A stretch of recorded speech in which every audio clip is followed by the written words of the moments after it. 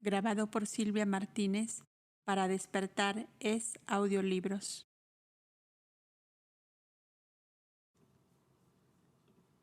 Iniciando el regreso.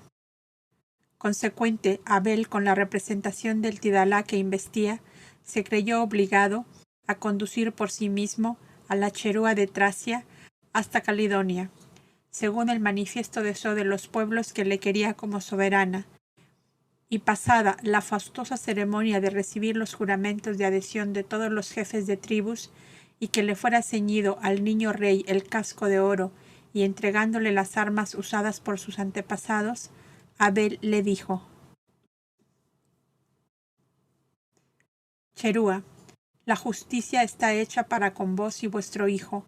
Ahora, haced vosotros justicia con vuestro pueblo, recordando siempre que las rebeliones nacen de la injusticia y que la paz y la concordia es como agua fresca que baja de las alturas de las montañas a los campos. Y así, desde la altura de los tronos, ha de bajar el bien, la honradez y la virtud sobre los pueblos.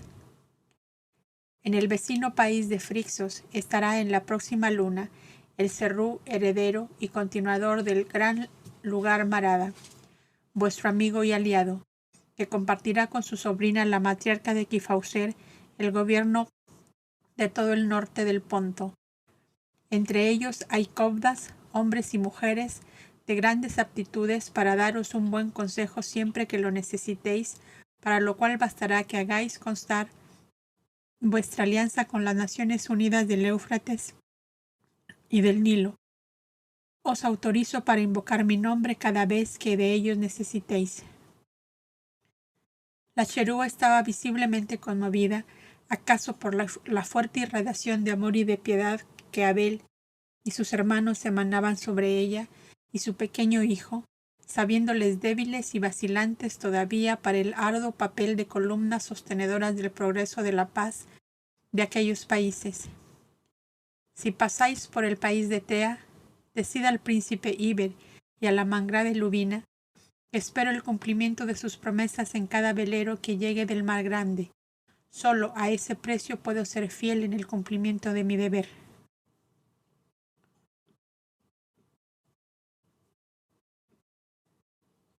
Si os han prometido mensajes consoladores, no dudéis de su cumplimiento. Y permitidme que por el Tidalá, por ellos y por mí, os diga, Cherúa, que el Altísimo os bendiga en esta hora y haga fecundos para este pueblo vuestros buenos deseos y propósitos. El joven Cobda se dejó besar sus manos tendidas por la madre y por el hijo, y subió a bordo del velero, donde le esperaban las berecinas de Caldis, que debía conducir a sus destinos, y al desventurado Furquis, cuyo pesado fardo de dolor y de angustia ya conoce el lector.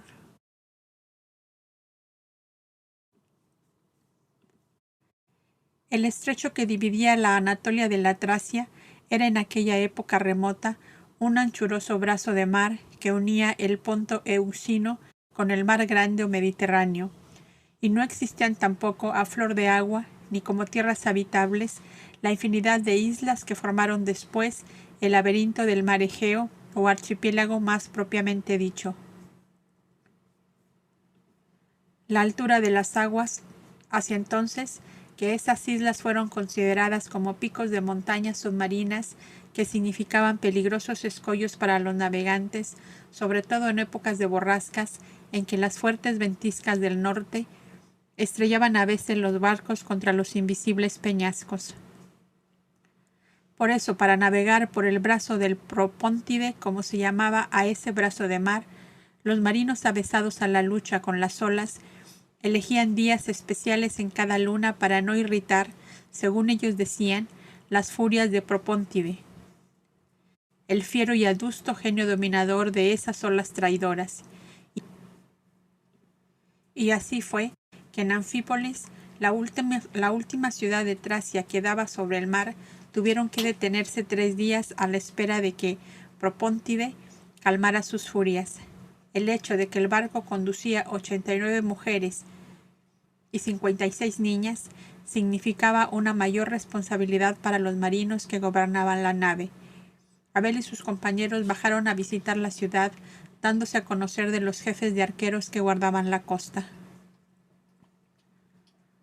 «Habéis sido favorecidos por Propóntide», le decían, «porque ayer se estrelló contra un escollo un velero que había salido del Donda en vuestra persecución y que, no pudiendo daros caza en las aguas del Ponto, vino a esperaros a la salida de la Anfípolis, donde queda el último destacamento de nuestros arqueros». «¿Y tenéis apresados a los marineros?», preguntó el cobda notario. «Solo 2 quedaron con vida, pues los otros se hundieron con el barco y algunos fueron vomitados por la fuerte marejada a las pocas horas del hundimiento. Pero ya eran restos de hombres, pues el garfio del mal genio les había deshilachado como una piltrafa. Propóntide sabe castigar a los malvados». «¿Qué haréis de esos 2 que el genio ha perdonado?», preguntó otro de los cobdas. «Lo que Propóntide salva de la muerte, salvados se quedan, pero hay que remitirlos a la justicia del Cherú en Caledonia. Solo el Consejo Supremo del Cherú puede quitarles la vida o dejarles en libertad». «¿Nos permitís verlos?», preguntó Abel, interesándose en la conversación. «Venid por aquí», y les guiaron a una gran caverna de la costa que era el presidio obligado de todos los piratas que caían bajo la flecha de los arqueros o que el mar embravecido arrojaba a la playa en días de borrasca. Sentados sobre un montón de paja, 2 hombres con las vestiduras desgarradas sostenían entre ambos una misma cadena, una de cuyas extremidades estaba empotrada en la rocosa muralla de la vasta cueva. «Tenemos hambre y estamos helados de frío», gritó uno de ellos. Apenas vio asomar a los 2 arqueros que guiaban a los cobdas. Estos, que siempre llevaban consigo los enceros del fuego, como les llamaban, amontonaron ramas y troncos y encendieron una buena hoguera cerca de los cautivos. Varios de los cobdas tenían también redomas con jarabes y les dieron a beber. Los 2 arqueros se miraban, extrañados de que aquellos hombres tuvieran piedad de piratas que los habían corrido sobre el mar para hundirles el barco o llevarlos cautivos. «¿Quiénes sois?», preguntó el mayor de los 2 prisioneros. «Somos los que podemos mejorar vuestra triste situación si vosotros lo queréis», le contestaron. «Son los que vosotros queríais cazar como albatros en el mar», contestó uno de los arqueros, «y a cambio de vuestras malas intenciones, ellos os encienden lumbre y os dan a beber jugo de cerezas». Los 2 cautivos inclinaron la cabeza sin contestar nada. «¿Se puede saber por qué querías darnos caza?», preguntó dulcemente Abel. «El capitán tenía órdenes muy severas que nosotros ignoramos en parte. Solo se nos dijo que seríamos muy bien recompensados si conducíamos los viajeros a las bocas del Donda sin causarles daño alguno», contestó uno de ellos. «Yo pude comprender», dijo el otro, «que había entre los viajeros un gran príncipe que Hilduna ha señalado para ser el esposo de la hija mayor de nuestro Electrión». «¿Y quién es Hilduna? ¿Y quién es Electrión?». «¿Cómo? ¿Venís del norte del Ponto y no sabéis estas cosas?». «Somos extranjeros en el Ponto», contestó el notario. «Pues Hilduna es la diosa de la vida y es quien designa los esposos a las hijas de nuestro soberano Electrión. ¿Cuál de vosotros es el príncipe elegido por Hilduna?». «Nosotros no somos príncipes», contestó Abel, «sino hermanos y amigos de todos los hombres que quieren el bien y la justicia.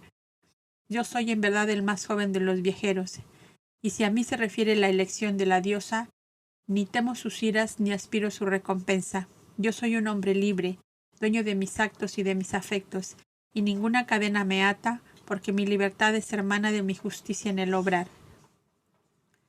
«Pero no sois el viajero que arribó hace poco a las costas de Cólquida, trayendo al heredero del gran Cerrú». «Sí, yo soy». «Pues sois vos el condenado a muerte si os negáis a aceptar como esposa a la hija primera del Electrión de Donda». «Moriré cuando sea llegada mi hora, pero no tengo idea alguna de matrimonio. ¿Y vosotros 2, qué pensáis hacer?», preguntóles Abel. «Esta pesada cadena que ya os dice lo que haremos, arrastrarla hasta que el Supremo Consejo de Tracia nos mande cortar la cabeza». es que si bien se analiza, nada tiene que hacer Tracia con vosotros, que aparte de haber sido mandados, es contra mí que venías y no contra ella.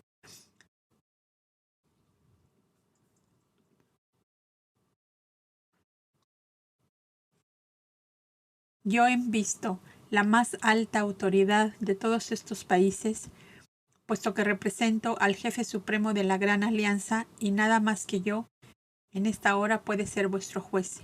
Y Abel, al pronunciar tales palabras, guardó un momento de silencio y miró a los cautivos. Es tal como lo decís, contestó por fin uno de ellos, y haced con nosotros como queráis. ¿Tenéis familia?, preguntó el joven Cobda. Oh, es demasiado lujo para dos lobos marinos como nosotros eso de tener familia. Yo, dijo el más joven, que no llegaba a los 30 años, me desperté a la vida entre las jarcias de un buque mercante y el capitán me llamaba su ahijado. El ponto Euxino y el mar glacial me son tan conocidos como mis propias manos. Los hielos sepultaron el barco y el capitán que me prohijaba, y desde entonces soy un pájaro del mar que presta servicios a quien mejor le paga. Yo, dijo el otro cautivo, que representaba unos 38 años, solo tengo 2 hermanos casados que son pastores de renos en la costa norte del Báltico. Pero ellos son hijos de una misma madre, yo de una concubina de mi padre, lo cual les hace ser indiferentes para conmigo como lo soy yo para ellos. ¿Tendríais pesar de apartaros de estos países?, preguntóles de nuevo Abel. Ninguno, contestaron a la vez. ¿Queréis venir conmigo al Éufrates? Los 2 hombres se consultaron con la mirada. ¿Como prisioneros de guerra o como esclavos?, preguntó el de más edad. Como hombres libres que buscan horizontes nuevos en un país amigo, respondió Abel. Yo acepto y con mucho gusto, dijo el mayor. Y yo también, dijo el compañero. Bien, romped esa cadena, ordenó el joven apóstol a los arqueros que le habían guiado a la caverna y que habían sido testigos de toda la escena. En verdad, dijo uno de los arqueros, que la diosa Hilduna os regala de nuevo la vida, porque creo que en Tracia no hubierais, por cierto, encontrado un juez tan benigno. Partid, pues, y que la muerte os sea propicia. Abel y los caudas compañeros los llevaron al velero que les conduciría al mar grande, no sin antes haber pasado por las amplias tiendas tendidas al sol en la playa, para cambiar los harapos de los cautivos por las vistosas ropas de lana y pieles más comúnmente usadas en los países del norte. Con esos harapos que allí dejáis, díjoles Abel, al ponerles con sus propias manos los gorros de pieles de leopardo, queda sepultada vuestra vida pasada y todo vuestro ayer. Nacéis de nuevo. La vida es hermosa para el que sabe vivirla al amparo de la ley eterna, que es justicia y amor. En nombre, pues, de esta ley, os prometo la dicha si vosotros os abrazáis a ella como a la tierna madre que podáis tener. ¿Y a qué nos obliga esa ley?, preguntaron a un tiempo los exprisioneros. A no hacer con vuestros semejantes lo que no queráis que se os haga a vosotros. En nombre de esa ley os he dado la libertad. Vos sois un hombre justo, exclamó enternecido el de más edad. Merecéis ser amado como un dios. Y ambos besaron con fervor las manos que Abel les extendía hacia ellos en señal de alianza. Vuestros hasta la muerte, príncipe, exclamó el menor, cuya emoción íntima no podía ocultar. El copta notario les llevó a bordo, donde los presentó al capitán como mensajeros del Báltico ante uno de los príncipes del Éufrates. Nuestros náufragos aumentan, dijo uno de los copdas, y de seguir así, creo que pronto llenaremos el barco. Lástima que sea tan reducido. Aun cuando nuestro barco fuera tan grande como los mares que atravesamos, siempre será insuficiente para albergar los jirones deshechos de esta humanidad. Respondió Abel, que pensaba eso mismo desde que los ex cautivos se dirigieron a los muelles para embarcar. Y volviendo sobre sus pasos, seguido por sus hermanos, les dijo: Nos quedan 2 días de permanecer aquí, y en 2 días podemos aliviar muchos dolores humanos y acaso salvar muchas vidas humanas. Así es a la verdad, dijo otro de los caudas, Pidamos a los arqueros de guardia que nos indiquen dónde se guarecen los leprosos y los inválidos. ¿Y qué haremos con ellos? Esos no podemos llevarlos a bordo, advirtió un tercero de los cobdas. Sin oír más, Abel se acercó de nuevo a los arqueros, a los cuales obsequió con escudos de plata de la Gran Alianza, lo cual significaba, en aquella época, que el poseedor de ellos tenía la más valiosa recomendación que pudiera desear un hombre para obtener favores y consideraciones de parte de sus jefes y caudillos. Os voy a pedir un último favor, dijo sencillamente Abel, como podía decirlo a iguales suyos. Vos mandáis, grandeza, le dijeron a una voz los dos arqueros. ¿Queréis ser conducidos a las moradas de los más grandes jefes de tribus de esta región? Los amos no están, pues permanecerán en Caledonia hasta terminar las fiestas de la coronación, pero están algunos de sus hijos y sus esposas. No es necesario visitar a los dichosos que gozan del bienestar, sino a los que sufren las enfermedades, el abandono y el hambre, les contestó Abel. Y lo que os quería pedir es que nos indiquéis las cavernas en que se albergan los leprosos y los inválidos. Aquellos dos hombres se miraron casi con pavor. Pero, grandeza, si eso no se puede ver, dijo uno de los arqueros. Vuestros ojos no lo resistirían, exclamó el otro. No obstante queremos verlos. Haced el favor, indicadnos el sitio, insistió Abel. Tenemos orden de obedeceros en todo, grandeza. Y puesto que lo queréis, sí, guiadnos. Uno solo de vosotros basta, o mejor, vamos solos, si es que es fácil la orientación. Perdonad, grandeza, pero de los 40 arqueros que tiene nuestro destacamento, nosotros dos hemos sido señalados para guardar vuestra persona mientras permanezcáis en tierra de Tracia. Está bien, guiadnos entonces. Y los arqueros se echaron a andar alejándose un tanto de la orilla del mar, siguiendo unos tortuosos senderos en la escarpada montaña, donde los pinares gemían tristemente balanceados por el viento, y las grandes hojas de las palmeras al chocar unas con otras simulaban manos que batían palmas en misteriosos llamados. A poco andar llegaron a la entrada de un callejón tortuoso entre dos colinas cubiertas de enmarañado ramaje. «Este es el pasaje de la muerte», dijo uno de los arqueros, «y a uno y a otro lado está lleno de grandes y pequeñas cavernas donde se ocultan esos infelices para poder defenderse de las fieras que durante la noche les acosan cruelmente. Ellos tienen también sus jefes. Esperad y los veréis». Y el arquero dio un silbido particular en su cuerno de campo. A los pocos momentos se vio salir de la primera caverna un bulto que parecía una oveja caminando en sus patas traseras. «No os asustéis», dijo el arquero. «Es uno de los jefes y cumple la ordenanza de no presentarse jamás al mundo de los sanos, sino cubierto de pieles de oveja de la cabeza a los pies para evitar la contaminación». Los cobdas estaban profundamente impresionados al ver aquel ser que no era ni hombre ni bestia, que se acercaba caminando lentamente. «Un gran príncipe de los países del sol se empeña en visitaros», dijo el arquero. El bulto se inclinó en silencio. «Dejadnos solos», dijo Abel a los arqueros, «y esperadnos a la entrada del pasaje, pues no deseo forzaros a presenciar tanto dolor». Los arqueros no se hicieron rogar y se quedaron plantados allí mismo. Desde su sitio oyeron a Abel que decía: «Hermano, quienquiera que seas, venimos aquí para aliviar vuestros dolores. Descubríos y no tengáis reparo ante nosotros, que tenemos grandes leproserías y refugios de enfermos de toda especie. Ningún mal nos asusta, y a muchos males les hallamos remedio».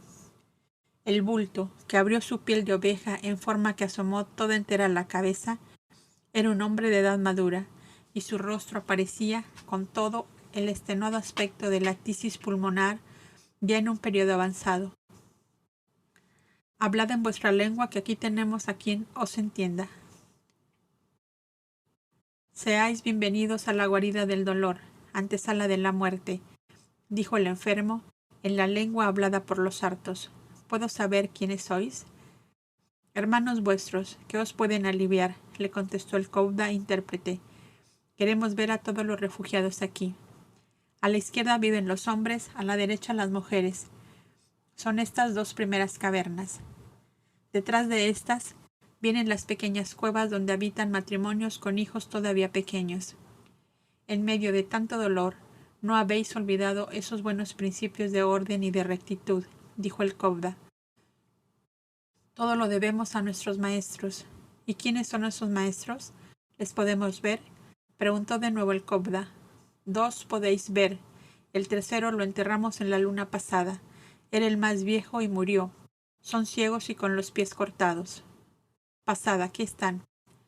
Los Cobdas penetraron en una inmensa caverna iluminada por una hoguera, donde se veía como majada de ovejas una porción de enfermos tendidos sobre lechos de paja. De los ojos entrecerrados de los dos ancianos brotaba constantemente un agua clara que había ya lastimado aquellos párpados que aparecían rojizos como los labios de una herida a medio curar. Su cabellera y barba blanca les cubría casi la mayor parte del rostro. Estos son nuestros jefes y maestros, dijo el enfermo, que había hecho de portero. Tenemos visitas de honor, dijo, anunciando en alta voz para que los viejitos se enterasen. ¿Quiénes? Preguntaron a la vez. Hermanos del Éufrates, del Nilo, del Caspio, porque los Cobdas de todos los países somos hermanos de todos los que sufren. Los Cobdas. Habéis dicho los Cobdas, exclamaron los dos ancianos poseídos de terror. Oh justicia de Dios, del Dios de los Cobdas, del Dios de Numú, la mitad de nuestra vida la hemos pasado huyendo de los Cobdas, y cuando ya la muerte nos acecha, nos encuentran los Cobdas. ¿Pero vosotros conocíais a los Cobdas? Y al hacer tal pregunta, Abel se acercó hasta tomar entre las suyas las manos secas de los ancianos. Tu voz parece la de un adolescente, dijo uno de los viejos, y tus manos son suaves como manos de virgen que teje el lino blanco de los templos. ¿Eres también un Cobda? Sí, desde los 12 años, contestó Abel, que solo a medias hablaba esa lengua. ¿Vienes del Éufrates? ¿Cómo te llamas? Vengo del Éufrates, del santuario de la paz, y me llamo Abel, hijo de Adamú y Evana. Los dos ancianos dejaron escapar un sordo gemido y se abrazaron uno al otro sollozando mientras decían: Dios es justo, Dios es justo. Sentaos en esa piel de búfalo que no tenemos más estrado que ofreceros, y oíd lo que vamos a deciros para humillación nuestra. Podéis ahorraros esa amargura, pues nuestro deseo es aliviar vuestro dolor, no aumentarlo con declaraciones innecesarias, observó Abel, conmovido por el dolor de ambos ancianos. Íbamos a dictar nuestras desventuras a este hermano que os ha introducido hasta aquí, para que fuesen enviadas a Negadá junto al Nilo, porque es conveniente que los educadores de pueblos vean de lo que son capaces cuando se salen de su camino. Luego vosotros, fuimos un día Cobdas, y a pedido nuestro el alto consejo de Negadá nos envió a negociar con un jefe pirata de Cretacia el rescate de unos esclavos que llevaban desde el Báltico. La mayor parte eran bellísimas doncellas rubias que contaban vender a precio fabuloso en los países donde quema el sol los rostros de los humanos. Razón para que se aprecien más las blancas beldades de ojos azules de los países del hielo. Es otra la idea que he concebido, nos dijo el jefe pirata, y es la de formar una colonia con estos esclavos en esta mitad desierta de la Cretacia, isla de Creta, donde he descubierto riquezas incalculables. Yo no soy un pirata come hombres, sino un mercader que comercia en todo cuanto tiene algún valor. Como veo que sois hombres de sabiduría, os invito a permanecer conmigo un tiempo, en que haréis de auxiliares míos en el gobierno de la colonia, y tendréis el alto honor de ser fundadores de una nueva tribu en un país hasta ahora desconocido y deshabitado. En nosotros se despertó viva y audaz la vanidad de ser algo, toda vez que entre las grandes figuras del santuario madre éramos como hormigas, donde nuestro amor propio excesivo nos hacía creer que estábamos postergados, razón que nos llevó a pedir la salida con alguna misión. Después de dudas y cavilaciones, aceptamos por un breve tiempo, a lo sumo por 2 lunas, pensando tornar al santuario cargados de laureles, pues soñábamos con llevar toda la colonia y hasta el jefe pirata como trofeo de la victoria.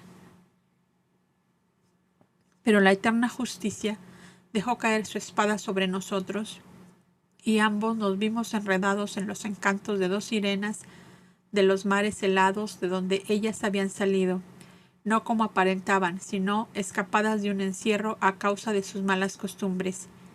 Iniciados en tal camino equivocado, continuamos dando traspiés y buscando de subsanar un desacierto, caíamos en otro mayor, hasta que huimos de Cretacia y llegamos a Eubea en el Ática.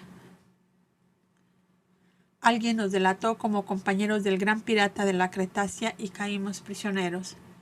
Logramos escapar nuevamente y, contratados en un buque mercante, llegamos a Tracia cuando empezaban las grandes sublevaciones que terminaron con el asesinato del Cherú. Nos pusimos a disposición de las fuerzas leales al Cherú, pero en una lucha cuerpo a cuerpo fuimos vencidos por los revoltosos que nos condenaron a quemarnos los ojos y cortarnos los pies. Nuestro hermano fallecido en la luna pasada no sufrió este suplicio, y él fue quien nos curó y nos condujo a estas cavernas que son refugio de enfermos y de lisiados. Era el mayor de los tres y se culpaba a sí mismo de haber sido causante de todas nuestras desventuras, pues decía que por su mayor edad pudo ejercer influencia sobre nosotros. Los tres éramos originarios del país de Sedmonea, vecino del país de Galad, y las grandes vicisitudes y los grandes errores parece que hicieron más fuerte nuestra amistad.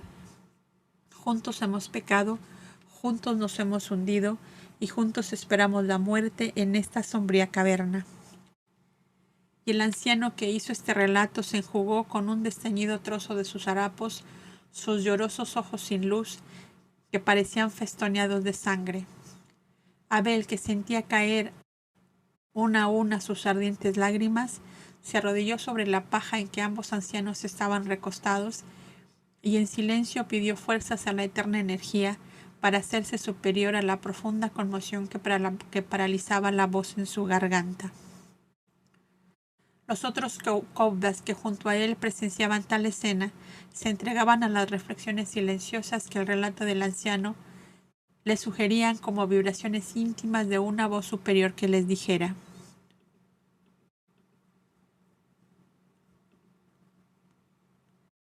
tomad nota, por si algún día tenéis cargo de almas para saber distinguir cuándo el deseo de apostolado nace del amor a la verdad y a las almas, y cuándo es un solo capricho de vanidad y de amor propio disfrazado.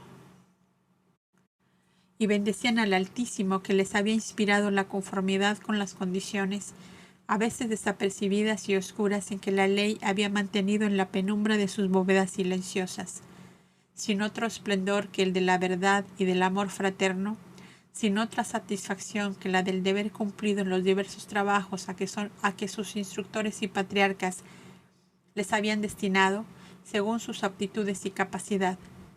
Nosotros salimos de Negadá, continuó el anciano relator, algo resentidos por no haber sido incluidos entre los caudas que acompañaron a Cicedón en la fundación de la paz. Ya estabais vos sobre la tierra, emanando la luz divina para todas las almas, y con todo, las nuestras huyeron de esa luz y cayeron en las tinieblas, hijo de Adamo y Evana. Oh, bien recuerdo sus nombres, y vuestras lágrimas cayendo sobre mis manos me dicen bien claro que sois el bienvenido, el hombre amor que llora por todas las penas de los hombres, que llora por todos los pecados de los hombres. Abel, arrodillado, unió en un abrazo íntimo profundo las dos cabezas coronadas de cabellos blancos que reposaban sobre su pecho juvenil. Se estremecieron en un hondo sollozo. Cuando la profunda ola de emoción hubo pasado, Abel fue el primero en hablar. Yo no puedo irme y dejaros aquí. Yo os llevaré en mi barco, pues viaja por cuenta de la gran alianza a quien represento. No puede ser, contestó el anciano mayor, porque aunque ciegos y mutilados, somos el sostén y el consuelo de esta turba de infortunados. Así expiamos nuestros errores y extravíos. Si sois caudas, sabéis nuestra frase triunfal: el amor salva todos los abismos. Sois el hombre del amor, y el amor es más fuerte que la muerte. Solíamos escuchar bajo las bóvedas tibias de Negada, añadió el otro anciano. El amor es más fuerte que la muerte, repitió Abel, levantándose para conferenciar en una parte con los cobdas compañeros. Después se dividieron de dos en dos para tener tiempo de visitar a todos los refugiados en las cavernas, tomando anotaciones de edades, sexo, estado civil, enfermedad, etc., con el fin de poder formar un juicio exacto del estado en que se encontraban aquellos infelices. De todo esto resultó que varios de los cobdas se dirigieron a los grandes mercados de Anfípolis y regresaban seguidos de una porción de asnos cargados de víveres y de ropas de toda especie. La puesta del sol sorprendió aún a los cobdas entregados a la tarea de repartir las provisiones y las ropas entre los enfermos, y allí mismo, bajo aquellas cavernas sombrías por la naturaleza y más sombrías por el sordo dolor que albergaban, entonaron a coro el himno del atardecer. Los dos ancianos ciegos cantaban también aquellas estrofas que en otra hora lejana le inundaban de esperanzas y de fe. El amado vuelve, como vuelve el sol, y canta el alma, cual la tarde canta, en el éxtasis suave del amor. Para los dos cobdas mutilados y ciegos, el amado había vuelto, y aunque sus ojos no podían verle, su amor y su piedad los inundaba como un torrente de aguas maravillosas, haciéndoles exclamar: Señor, basta, que este epílogo puesto a nuestra vida, por vuestra bondad infinita, pone aún más evidencia nuestro hierro de ayer.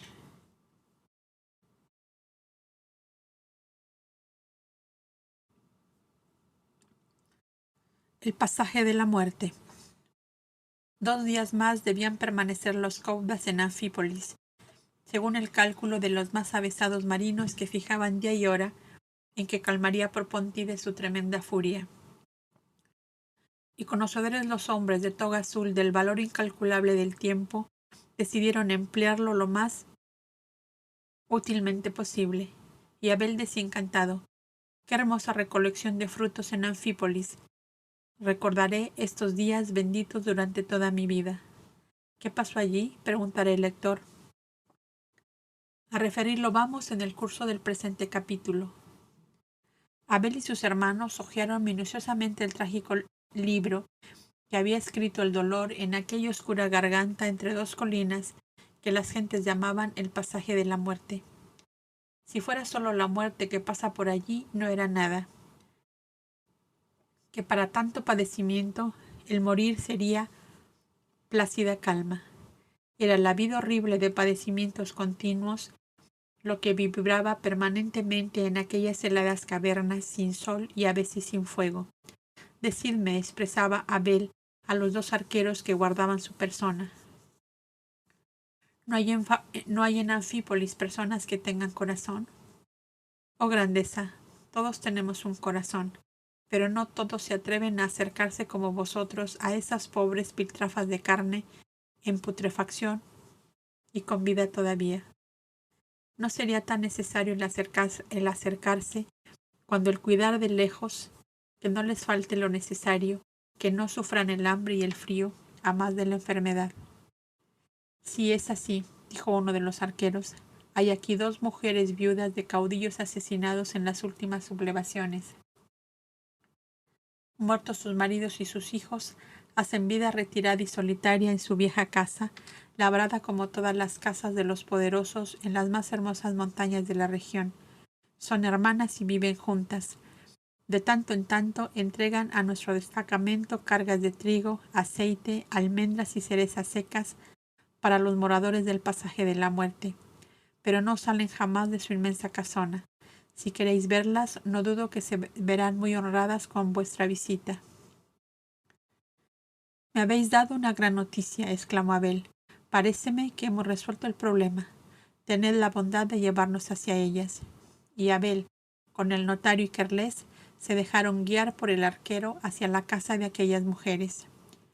Ambas pasaban ya los 40 años y vivían en una gran soledad. 2 matrimonios, viejos esclavos, que había nacido en la casa a la cual seguían unidos por libre voluntad, era toda la compañía de aquellas mujeres que, atemorizadas por terroríficas escenas de destrucción que habían presenciado a la muerte de sus maridos, caudillos fieles al cherú asesinado, no querían participar en ninguna forma de la vida exterior, y pasaban sus tristes días en la más completa soledad en el fondo de su casa de piedra, que era, como casi toda, una fortaleza en pequeña escala. Un soberbio casal de tigres de las selvas del Tauro era la guardia de defensa. 6 asnos y 2 camellos eran sus medios de transporte cuando los 2 hombres de la servidumbre salían fuera a buscar lo necesario. Las 2 esclavas habían sido compañeras de juegos infantiles con sus amas, a las cuales seguían llamando midinas, que significaba algo así como amas pequeñas. La midina Tulia y la midina Frigia, tales eran las dueñas de aquella vetusta y solitaria mansión. Cuando los 3 copdas llegaron a la cerrada puerta, consistente en un bloque de roca que se removía por tornos de piedra y fuertes cadenas enrolladas en ellos, los hombres no estaban, pero los visitantes no inspiraron temor alguno, ya que iban acompañados de un jefe de arqueros. Midinas, díjoles el jefe arquero, hoy es un gran día para vuestra casa, pues el que llega a vuestra casa es el representante del Tidalá de la Gran Alianza, el que ha colocado en su puesto a la cherúa y a su hijo, el que ha recorrido los países del Ponto como mensajero de paz y de justicia. ¿Y qué quiere de 2 pobres viudas sin importancia ninguna? Preguntó Tulia, que era la mayor. Él os lo dirá. Abridle, está a la puerta y espera. Esto lo dijo el arquero, encaramado por la rústica escalinata labrada en la misma roca y que terminaba en el postiguillo llamado Mirana, por donde observaban desde el interior de la casa quién había dado golpes en el disco de cobre suspendido a la entrada. Y después de rudos esfuerzos de las 2 criadas, lograron remover el bloque de piedra y los visitantes entraron. Una penosa ola de tristeza, de hastío y de hartura de la vida fue lo que percibió de inmediato la sensibilidad de los copdas, y el notario dijo a sus compañeros a media voz: no sé cuáles están más enfermos, si aquí o en el pasaje de la muerte. Esta humanidad no es más que una inmensa leprosería, cuando no del cuerpo, del alma, contestó Kerles, casi en secreto.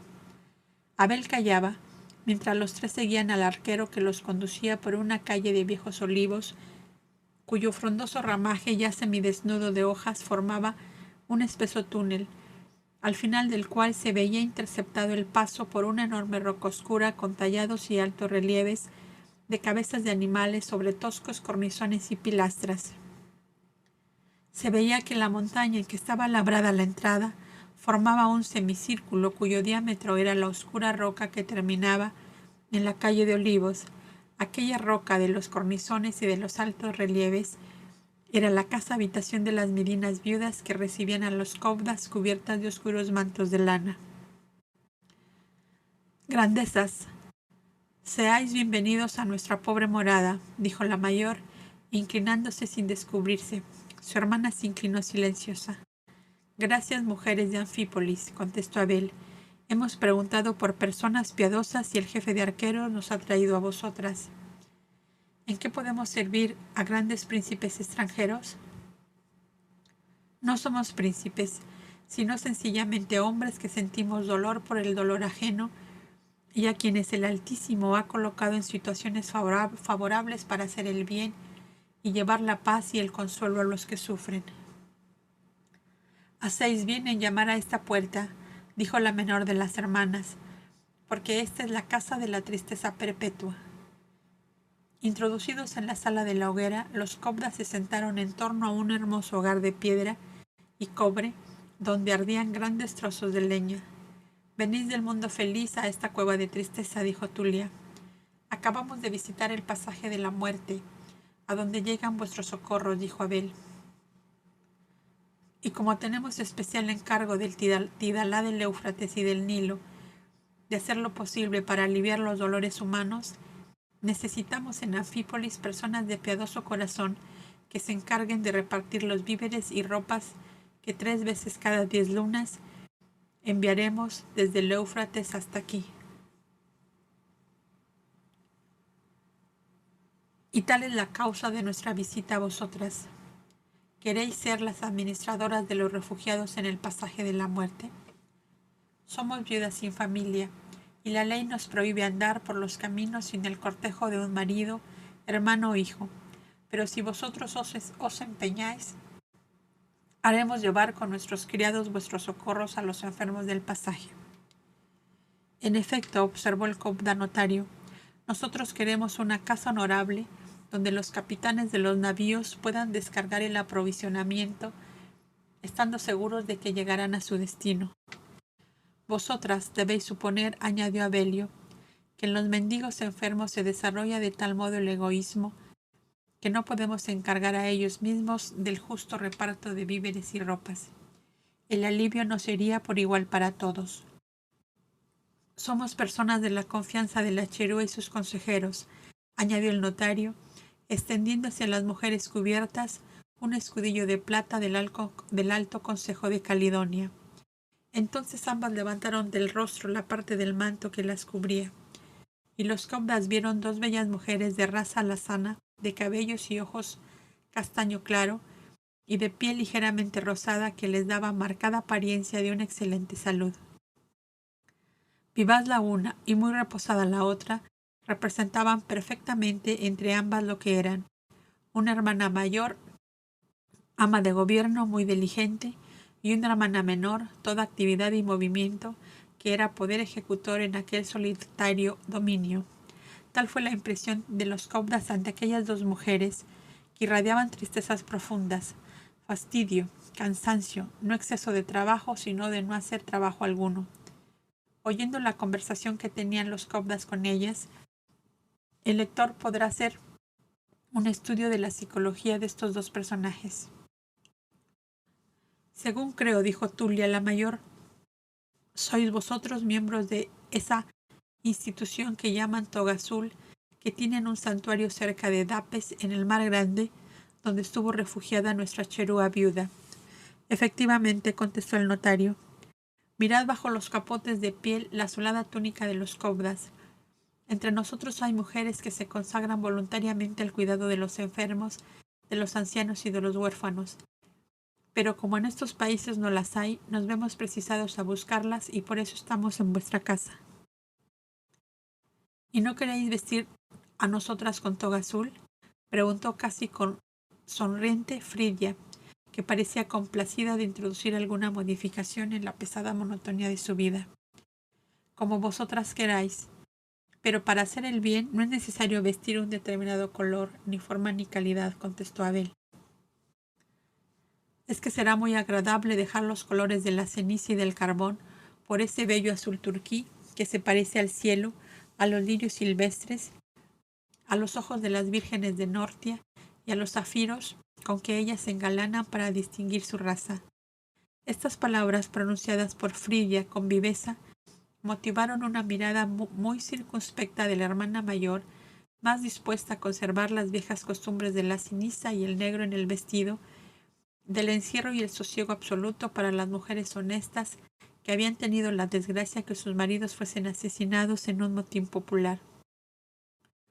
Según la ley, observó Tulia, solo el cherú puede dar por terminado nuestro luto, antes de lo cual no podemos dejarnos ver por caminos o plazas sin incurrir en la deshonra propia de las repudiadas o de las mujeres de vida desordenada.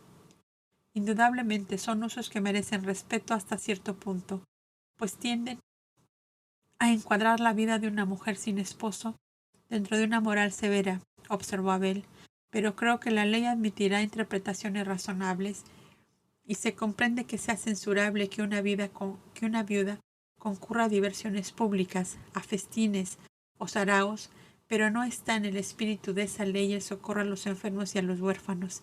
Además, nosotros traemos la representación de la máxima autoridad de la ley que ha recopilado en una todas las leyes, y es la ley de la Gran Alianza de los Países Unidos, a la cual pertenece, como sabéis, toda la Tracia, Creo pues que si el cherú no vive para cortar vuestro forzado retiro, vive la cherúa, su viuda, y el cherubín, su hijo, de quienes tengo la autoridad y la confianza mientras permanezca en territorio tracio.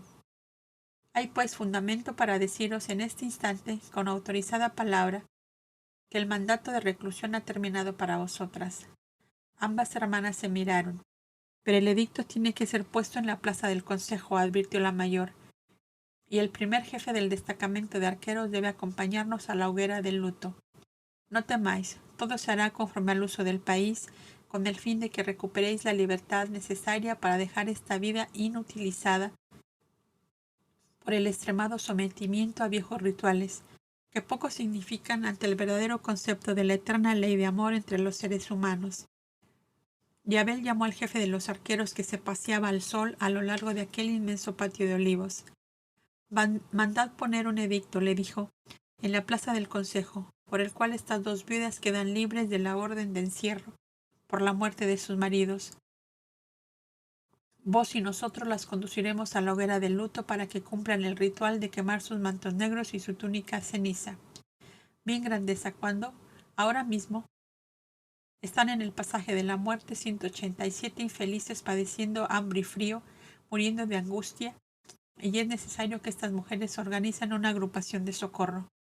Es increíble que los hombres miren con ojos de lince si se cumplen o no los más estúpidos ritos, y no tengan ni ojos ni corazón para ver que sus propios hermanos están pereciendo de frío, de abandono y de hambre.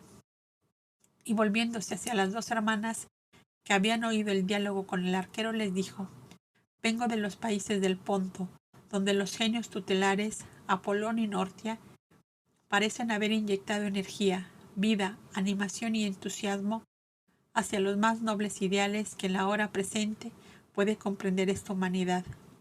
Vengo de Kifauser, donde una joven de 20 años tomó el nombre y la investidura de su hermano muerto para volver al orden y a la justicia todo un país desquiciado por la anarquía. En una nieta del gran Lugal Marada asesinado como vuestros maridos, hija del príncipe Icleas y de Electra, hermana de la ilustre Nortia, pues bien, esta valerosa doncella, con su abuelo, su padre, sus hermanos asesinados, se ha lanzado en medio de los pueblos enloquecidos por el desorden y ha devuelto la paz en el trabajo que es abundancia y es felicidad. Vosotras ignoráis todo esto, porque demasiado esclavizadas por el ritual, habéis cerrado el horizonte de vuestra vida, pareciéndoos que cumplís vuestro deber cerrando vuestra puerta y cubriéndoos con el negro manto de la cabeza a los pies. Vuestros maridos perdieron su vida física, pero sobrevive su inteligencia, su espíritu, el que piensa y ama. ¿Qué significa para la materia muerta que vosotras, encerradas en vuestros muros de piedra, os vistáis de color carbón y ceniza? En cambio, para su alma, elemento pensante de origen divino que vive eternamente, significa mucho que vosotras, almas compañeras suyas, ocupéis vuestra vida en obras bellas y útiles, que hagan de vosotras verdaderas sacerdotisas del bien, de la justicia, de la paz y la alegría, de tantos seres que padecen en la orfandad y en el abandono. Según las viejas tradiciones del Ponto, Apolón fue grande porque abrió con la llama de su antorcha caminos entre los hielos eternos para que los pobladores emigrasen hacia los valles fértiles que producen el fruto y el grano, el pan, el vino y el aceite. Y Nortia ha sido grande porque se ocupó de enseñar a las mujeres a hilar y tejer la lana de sus ovejas, a convertir en blanco lienzo los campos cubiertos de paja de lino, a transformar en abrigos y tapices las pieles de las fieras y los suaves capullos de la mariposa cedaña. De los sordomudos hizo criados inteligentes y fieles, de los niños huérfanos hizo artistas de la piedra, y de los niños ciegos, coros musicales que llenan de animación y alegría a los pueblos que labran la tierra, o arrancan de las montañas sus ocultos tesoros. Y si todo es vida, y renovación y movimiento en la espléndida naturaleza de que somos hijos, ¿por qué ha de haber seres encadenados por futiles prejuicios, agotándose en la inacción y en la inercia, cuando innumerables actividades reclaman esfuerzos por todas partes?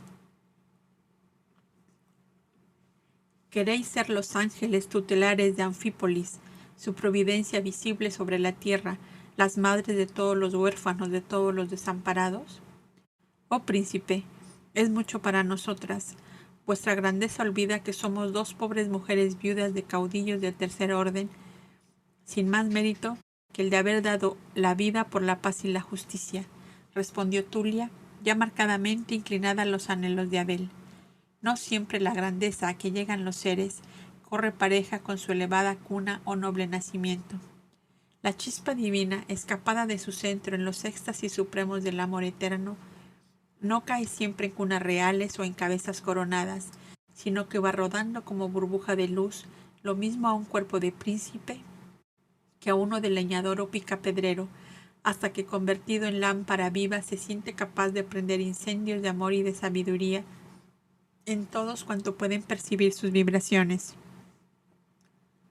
Lo que sois o no sois, dejadlo por cuenta de la vida, de la divina sabiduría, y prestad solamente el concurso de vuestra voluntad decidida a formar un consejo de socorro para los que sufren en esta ciudad. ¿Aceptáis? Yo sí, y con toda satisfacción, dijo Fridia, la menor de las hermanas.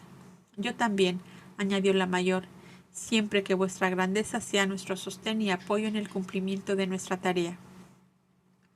Convenido y para toda la vida, exclamó Abel. Tomad nota, hermano notario, de que las viudas Tulia y Frigia de Anfípolis forman desde hoy el primer consejo de socorro de este país, que será, a no dudarlo, primera piedra de un santuario futuro dedicado al cultivo de las facultades del espíritu, al perfeccionamiento del trabajo y a la difusión de la verdad y del amor fraterno, sobre la costa occidental de este ancho brazo que une los mares del norte con el mar grande que besa nuestras praderas. A esto sí que vale la pena de darle solemnidad, decía pocos momentos después Abel, cuando presenciaba en la plaza del consejo la colocación del edicto, que era una lámina de piedra ya de antemano grabada y a la cual solo se añadían los nombres de las mujeres favorecidas por él. Y cuando ambas mujeres arrojaron sus mantos negros a la hoguera, Abel les dijo a media voz: allí se consume todo vuestro pasado, en el cual poco o nada habéis conquistado para vuestra inmortalidad. Ahora nacéis a una vida nueva simbolizada para vosotras en estas tres palabras: consuelo, piedad, esperanza, porque eso y solo eso seréis de hoy en adelante para todos los que sufren en este país.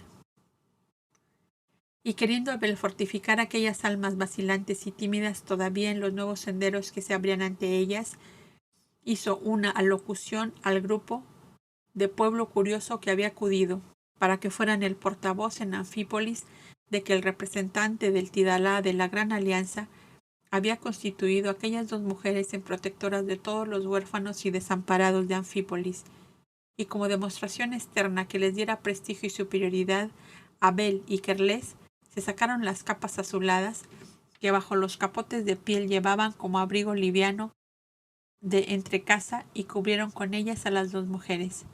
Ahora sois auxiliares coptas para el socorro de los que sufren.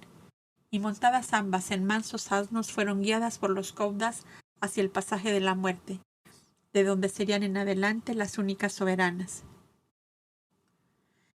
Grupos de pueblos les seguían encantados de que aquel príncipe, que gustaba de caminar a pie y de buscar como tesoros ocultos a todos los infelices de la ciudad. No temáis al pasaje de la muerte, les decía Abel a todos los que demostraban terror para aquel siniestro lugar. Allí solo hay enfermos, viejos y huérfanos sin pan y sin fuego. ¿Os gustaría a vosotros ser abandonados de todos por estar enfermos, o ser viejos o huérfanos hambrientos? Bien, pues tampoco lo hagáis vosotros con los que allí están, viejos, enfermos y desamparados, aunque más no sea, para no incurrir en la eterna ley de justicia, que os hará padecer a vosotros todo cuanto hacéis padecer a los demás. Y cuando los coptas, las dos mujeres y aquella porción de curiosos llegaron al pasaje de la muerte, encontraron una iluminación fantástica, pues los cobdas que quedaron repartiendo socorros habían encendido hermosas hogueras a todo el largo del sombrío callejón, y los niños y los viejos y los enfermos, ya vestidos de abrigadas ropas nuevas, bebían jugo de cerezas calentado en grandes marmitas, trozos de pan dorado al fuego con manteca y miel, pescado y aves asándose colgadas de garfios de cobre sobre la llama que alegre chisporroteaba, grandes cestas de frutas y legumbres, en fin, todo un risueño aspecto de día de feria como solían verlo en la plaza del mercado en días de grandes ventas. Los dos cobdas ciegos sentados sobre un saliente de las rocas convertido en estrado cubierto de pieles de ovejas presidían la fiesta. Os faltaban madres, y aquí las traemos, dijo Abel, entrando en aquella barajunda de hogueras, de viejos y niños, de cestas, frutas y víveres de toda especie. Madres para nosotros, gritaron los niños, los adolescentes y los enfermos y los viejos, benditas sean nuestras madres. Ambas mujeres estaban profundamente conmovidas, y tanto ellas como el grupo de pueblo que les había seguido se decían con asombro: toda esta alegría había en el pasaje de la muerte, y pasábamos con terror por aquí creyendo ver fantasmas y cadáveres ambulantes. He aquí dos cobdas ancianos mutilados y ciegos, dijo Abel, presentándolos a ambas mujeres, que se niegan a abandonar a sus compañeros de infortunio, entre los cuales son como consejeros y guías. Entre los cuatro formaréis el consejo de gobierno de este refugio, que yo pondré bajo el amparo de la cherúa al despedirme de esta tierra. Los cobdas realizaron grandes actividades secundados por los arqueros, para transformar aquellas heladas cavernas en confortables tiendas de campaña, mientras recababa Abel de la cherúa y de todos los caudillos y príncipes del Ponto Euxino que se utilizaran aquellas grandes cavidades subterráneas para construir un abrigado hospicio para todos los desvalidos de aquellas comarcas. El gran santuario de Berecinas de Caldis es un refugio de mujeres nobles y honestas, que en esta abrupta colina de Anfípolis se cree un refugio para mujeres, hombres y niños desvalidos, al cual tengan derecho de pedir asilo todos los desamparados de los países del hielo. Y Abel grabó rollos de papiro dirigidos a Valquiria de Kifauser, al príncipe Eric, a la cherúa de Tracia y a los felices esposos Araxes y Badina, rogándoles unieran toda su buena voluntad para la obra grandiosa que su alma hecha amor había concebido.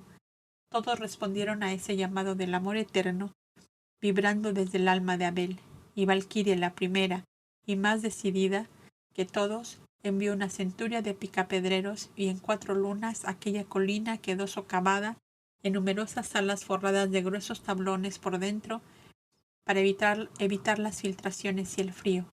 El príncipe Eric envió cargamentos de piedra, la cherúa de Tracia una barcaza cargada de cobertores de lana, odres de aceite y de sacos de trigo, y Araxes y Badina, que solo veían la dicha en sus hijos felices, pensaron en el frío de los niños desvalidos y remitieron enormes fardos de capotitas de pieles de todos tamaños y grandes cántaros de moruca a la miel y bolsas de uvas secas. Y aquellas inmensas cargas traían toda la consignación que Valquiria puso a su primer cargamento de manteca, miel y pescado seco, para el refugio del hombre luz. Tal fue el nombre que adoptó aquel que fuera espantable antro, albergue tenebroso del dolor y de la muerte, refugio del hombre luz. El sublime mago del amor y del ensueño pasó por estas sombrías cavernas, decían los viejecitos cobdas, ciegos, calentando sus manos temblorosas en las rojizas ascuas de la hoguera, y de abismos de desesperante miseria se han transformado en sosegada mansión de paz y de dicha. Oh, no hay nada en el universo más bello y grande que el amor.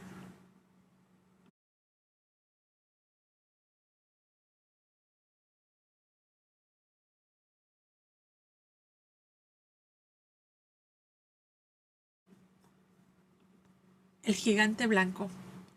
A poco de que el velero de Abel zarpó de Anfípolis con rumbo al sur, se vio en la lejana brumosa la blanca silueta de un promontorio enorme, en cuya cresta parecían enredar las nubes sus gasas flotantes. Ya sabéis, dijo Abel al capitán del velero, que deseo hacer escala en Calcidia, donde deben desembarcar 3 berecinas y 5 niñas. Pues a la vista está, contestóle el marino. Pues ahí tenéis el gigante blanco que sostiene el faro y que es el pico que más avanza sobre el mar, de toda la erizada costa de Calcidia. Es la parte de Grecia que después se llamó Salónica, y el gigante blanco es el que más tarde llamaron Monte Athos.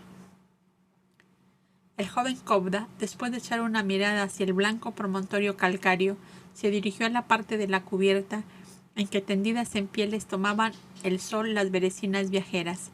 Era aquel como un apiñado rebaño de ovejas, a cuya vista se estremeció el alma tierna del hombre luz.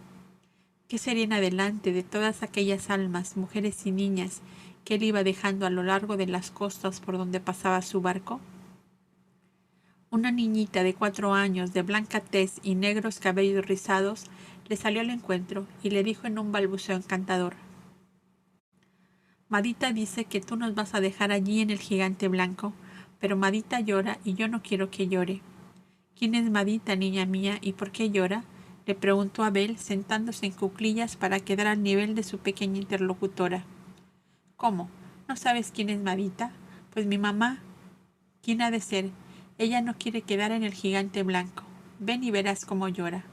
Abel se dejó llevar por la niña hasta un rincón de la cubierta, donde tras una muralla de velas y sogas encontró una joven mujer sentada sobre una piel, mientras hilaba en blanco vellón de lana con el cual se secaba de tanto en tanto su llanto silencioso.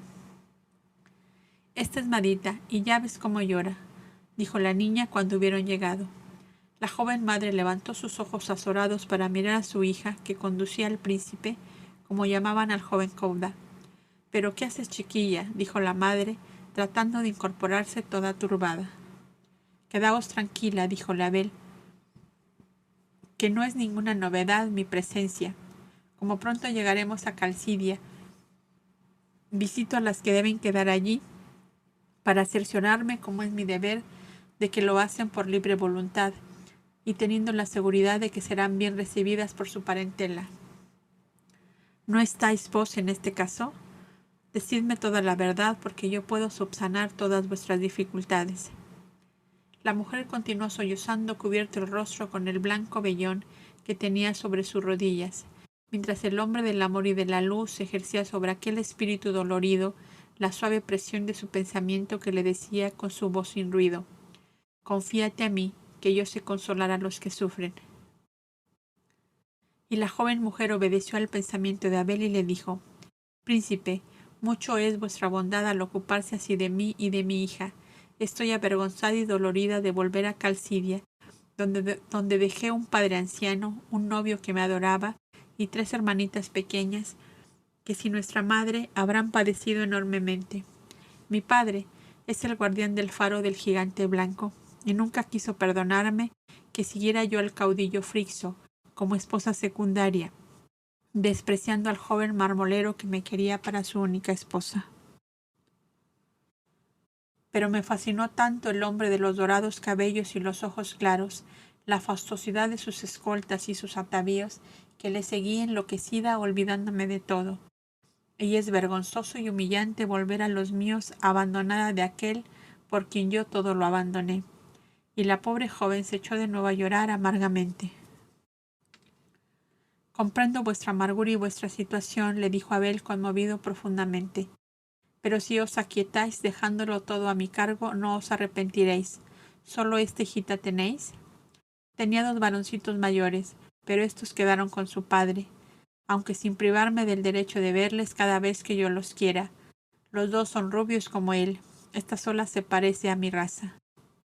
Y esta sola será la que desarme al abuelo, dijo Abel, acariciando a la picaresca criatura que estaba muy entretenida haciendo nudos en los cordones azules del cíngulo de Abel. ¿Verdad que tú eres capaz de espantar los enojos de abuelito como a los insectos inoportunos que te pican? Claro que sí, dijo la chiquilla, y lo haré así, como a los moscones negros, y se dio ella misma una sonora bofetada en la mejilla que adquirió el rosado tinte de una manzana madura. Ya veis Esta es una excelente embajadora que trata sus negocios a bofetadas y por enojado que esté el abuelo, no tendrá más remedio que rendirse. Aunque ya lo sabes, chiquilla, cuando sientas echar el ancla al pie del gigante blanco, te vienes conmigo como parlamentaria para tratar el asunto con el abuelo. ¿Y tengo que darle de bofetadas como a los moscones negros?, preguntó con gran seriedad. No, hija mía, dijo la madre, sin poder dejar de reírse aún en medio de su dolor.